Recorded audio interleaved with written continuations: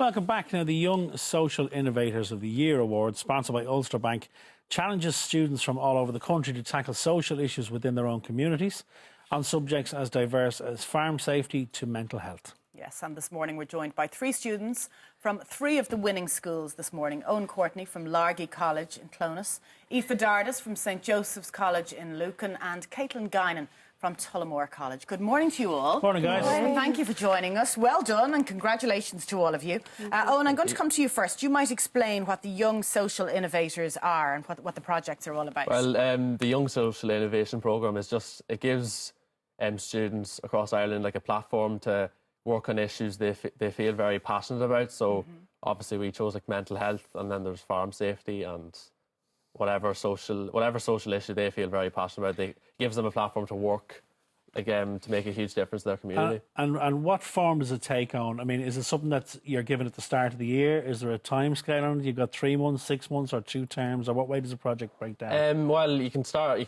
as long as just before the deadline in October. So we started in September, and you basically just try and fit in as much stuff as you can. And your project was called Mend a Mind. It's a disorder, not a decision. Yeah.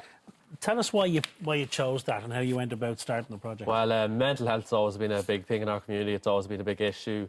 Like a lot of people in our group have felt very passionate about the topic. Like it's affected ourselves and our friends and family very personally. So, and there wasn't that. Our school has been very actively involved in the YSI programme since maybe 2010 or so, and mental health hasn't been something that was done before, so we thought it was a very urgent thing to do.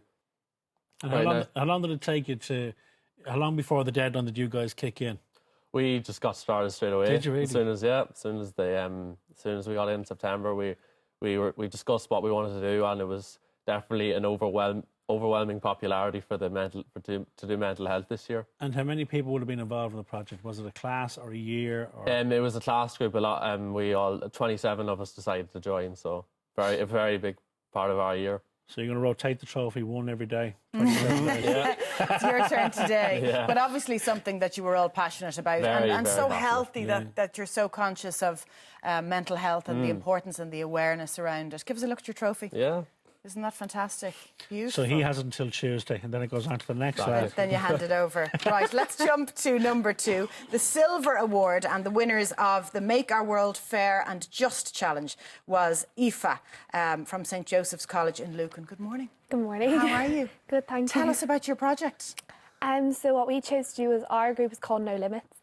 And what we did was we wrote fairy tales with the main character having a disability or special need. So our first book is a boy's story. It's called Wonder Wheels, and it's about a boy called Sam who's in a wheelchair. And then our other book is called Anna's Amazing Aura, and it's about a girl called Anna with epilepsy. So that's kind of what we do. Where did the idea come from? Whose idea was it? And who? Like, what I'm interested to find out is who thought, you know what we should do? We make it a cartoon, put it in a book. How did it all start? My cousin suffers from severe epilepsy, but she's my absolute inspiration. She's just, I love her to bits. She's always happy. She just sees the best in everything. And I wanted her to feel as included in society as the rest of us do. What's your name, Aoife? Neve. Neve. And also one of the other girls in our group, Katie, her dad has cerebral palsy, so he's in a wheelchair. So she kind of gets to see daily how he's just the same as every other parent and deserves to be treated and thought about. So it's very personal to you. Yeah. But where did the idea come to put them into a book, make them characters? That's a very, very clever idea. Isn't it? Yeah. We were kind of thinking how to teach from a young age that this is can be accepted. So what we thought was the best way to approach this was through stories. And we found a post on Facebook about how Disney don't have any characters to do with special needs, disability, illness, anything like that. So we kind of saw like a gap in the market, I suppose. So when it came to actually breaking down the work in the project, like, did someone look after the animation? Did someone look after the story? Did you edit the story, proofread it? How did that break down? The illustrator is actually a 5th-year student in our school. Very good. The girls in our group were not very artistic ourselves, but Her name's Kelly McCarville, and her the illustrations are beautiful. They are brilliant, aren't they? So you outsource the bit that you're not particularly good at. Yeah. That's very clever. Very clever indeed. So who's the ideal audience for these books, do you think? I suppose kind of children between the ages of maybe 6, 7 to maybe 10.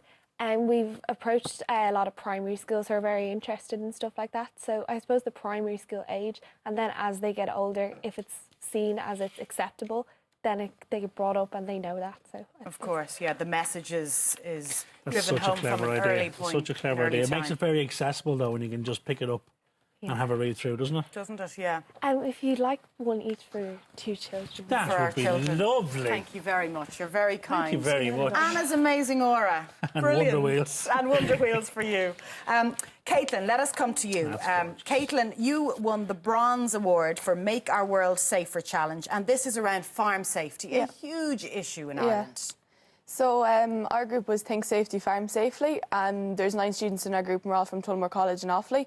So in Offaly, as you probably know, it's the kind of the bog territory of Ireland.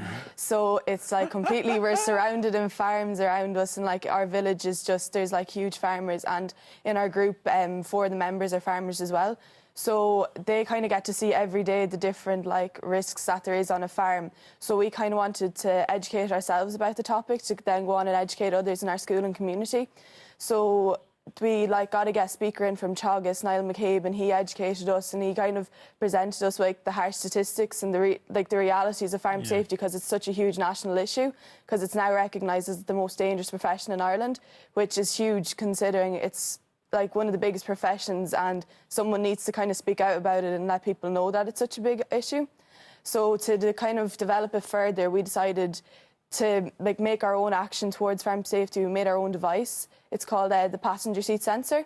So basically this device works when the passenger seat is in like a downward position, and if the door is incorrectly closed, it'll like alarm the driver and the passenger within the tractor to let them know, because when we did our research and found the statistics, there was like a percentage there that was the fatalities were because of falls from machinery and farm vehicles, and it's something that's so easily prevented by just closing in the door. So but this it just is a doesn't buzzer or a happen. beeper or some kind of alarm system? Yeah, so when the door, if it's not securely closed, or if it's, some farmers might just leave the door open and it'll alarm them within the tractor that the door is incorrectly closed, and then they can just pull it in. And it's so simple, but we think it's going to be really effective. It's so simple until it's not there. Yeah, exactly. And tragedy ensues, I suppose. So it's those little steps that will make people's livelihood so much safer, isn't it? Definitely. Well, thank you very much for coming in this morning. Congratulations on the awards. Hold on to the trophy. Don't share it over 27 other fellows. Well Congratulations. done. And a You're really accredited. diverse range of projects. Well done, guys.